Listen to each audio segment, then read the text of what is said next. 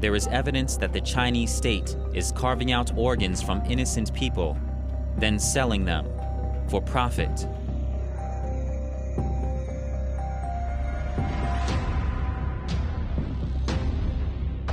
What we're looking at is one of the greatest cover-ups in human history. Even if voluntary organ donations in China have gone up, they can't reach this level.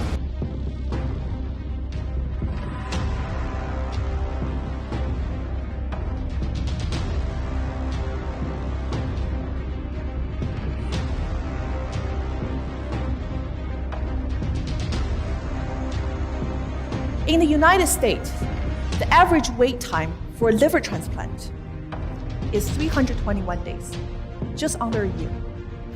But in China, numerous hospitals can get lungs, kidneys, livers, hearts, pancreas, corneas within a couple of weeks. We literally have no idea exactly where the sourcing of these organs comes from. That we are looking at not 10,000 transplants per year in China, but something more like 60 to 100,000 transplants per year in China.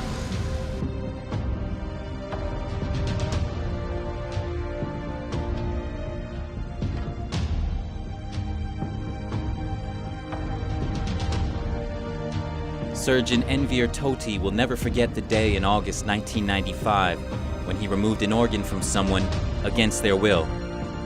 During my time in our outpatient department, that I have seen at least 3 children had a scar on their body, indicates the organ had been stolen.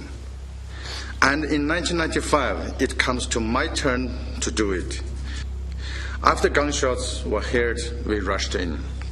My chief surgeons then ordered and guided me, extracted the liver and 2 kidneys.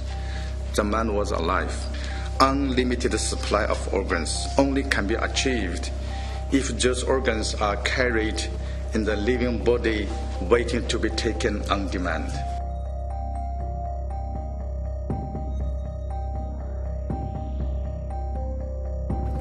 We, the tribunal members, are all certain, unanimously and sure beyond reasonable doubt, that in China, forced organ harvesting from prisoners of conscience has been practiced for a substantial period of time, involving a very substantial number of victims.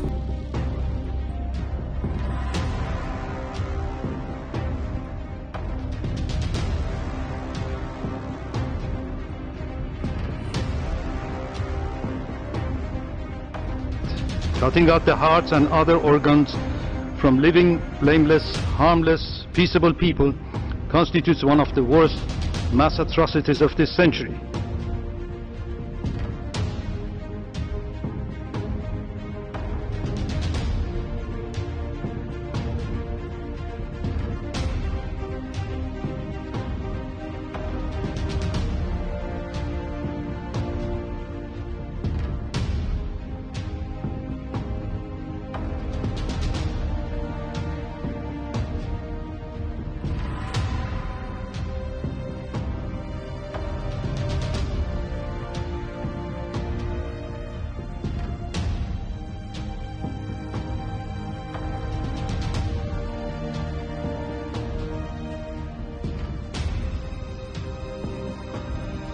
Coronavirus has accelerated this organ transplantation. Once in our societies that we recognize this is actually happening and that our own citizens are complicit, the next step is to ban organ tourism to China.